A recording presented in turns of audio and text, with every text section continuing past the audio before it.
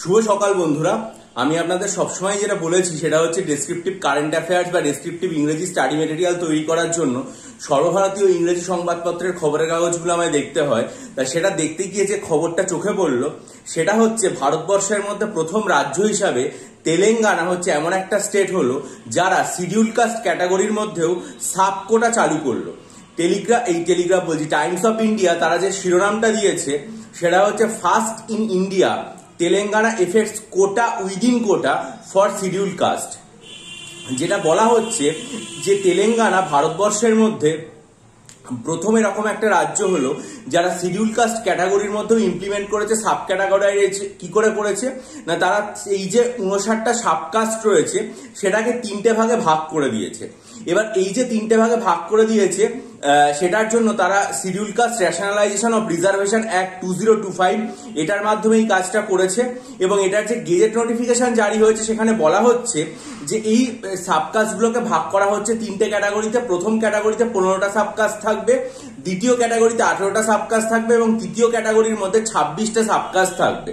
এবং এই যে প্রথম ক্যাটাগরিতে 15টা সাবকাস্ট থাকবে তার জন্য 1% রিজার্ভেশন কোথায়? এডুকেশন অ্যান্ড এমপ্লয়মেন্টের ক্ষেত্রে। দ্বিতীয় ক্যাটাগরির ক্ষেত্রে 9% রিজার্ভেশন সেটা থাকবে এমপ্লয়মেন্ট অ্যান্ড এডুকেশনের ক্ষেত্রে। আর তৃতীয় ক্যাটাগরি যেটা 26টা সাবকাস্ট রয়েছে তার জন্য 5% রিজার্ভেশন হবে। অর্থাৎ শিডিউল কাস্ট ক্যাটাগরিতে 3টে ভাগে ভাগ করে তাদের যথাক্রমে 1% রিজার্ভেশন, 9% রিজার্ভেশন এবং 5% রিজার্ভেশন দেওয়া হলো।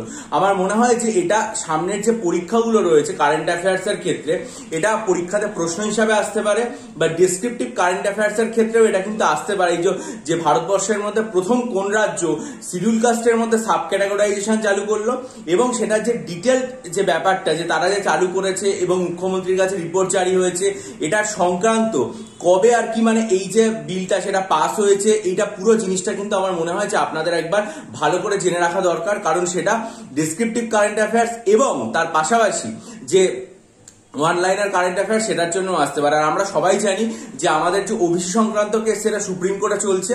তা এটা আপনারা সকলে খবরেও পেয়েছেন, ইন্ডিয়ান এক্সপ্রেস পেপারে যেটা পড়লাম সেটা হচ্ছে যে আমাদের ওবিসি কেস সংক্রান্ত যে বেঞ্চটা রয়েছে সুপ্রিম কোর্টে সেখানে তো একজন মহামান্য বিচারপতি রয়েছেন যিনি বি.আর. গাভাই। তা তিনি আমাদের দেশের পরবর্তী যে সুপ্রিম কোর্টের প্রধান বিচারপতি এটা হতে চলেছেন।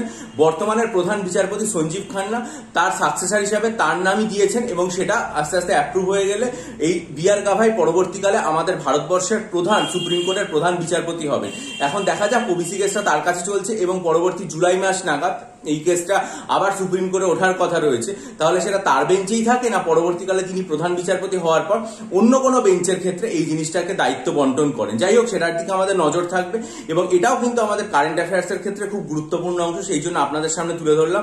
আপনারা যদি মনে করেন যে এর পাশাপাশি যে মিসলেনিয়াস বা ক্লার্কশিপ পরীক্ষার জন্য ডেসক্রিপটিভ বাংলা, ডেসক্রিপটিভ ইংরেজি, ডেসক্রিপটিভ অ্যারিথমেটিক এবং ডেসক্রিপটিভ কারেন্ট অ্যাফেয়ার্স এর স্টাডি মেটেরিয়াল নিতে চান আমার থেকে, তাহলে 19 জানুয়ারি, 9 ফেব্রুয়ারি এবং 2 মার্চের ভিডিও মনোযোগ দিয়ে দেখে ডেসক্রিপশন বক্সে দেওয়া ইমেল আইডির মাধ্যমে আমার সাথে যোগাযোগ করবেন। এবং এর পাশাপাশি অবশ্যই মনে রাখবেন যে বিভিন্ন পরীক্ষার ক্ষেত্রে যে একটা আশঙ্কা তৈরি হয়েছে সেটা হবে কি হবে না, এবং সেটা হচ্ছে ওবিসি ক্যাটাগরির ক্ষেত্রে। বহু পরীক্ষার্থী আমার কাছে এটাও জানতে চাইছেন যে আমাদের কলকাতা হাইকোর্টে যে ওবিসি কেস সংক্রান্ত যে হিয়ারিং বা কন্টেম্পটের যে হিয়ারিংটা হওয়ার কথা ছিল সেটা উঠলো কিনা। দেখুন, সেটা সম্পর্কেও কোনো আপডেটেশন এখনো পর্যন্ত পাওয়া যায়নি এবং সেটা কোর্টের ওয়েবসাইটের কেস স্ট্যাটাসেও নেই অ্যাপেলেট সাইডে। যে মুহূর্তে পাওয়া যাবে তার জন্য আমি চ্যানেলে জানাবো। তার জন্য চ্যানেলটা সাবস্ক্রাইব করুন, বেল আইকন প্রেস করে দিন এবং আপনাদের মূল্যবান মতামত দিয়ে আমায় রিক্ত করুন। ভালো থাকুন, বিজয়ী হন, সফল হন।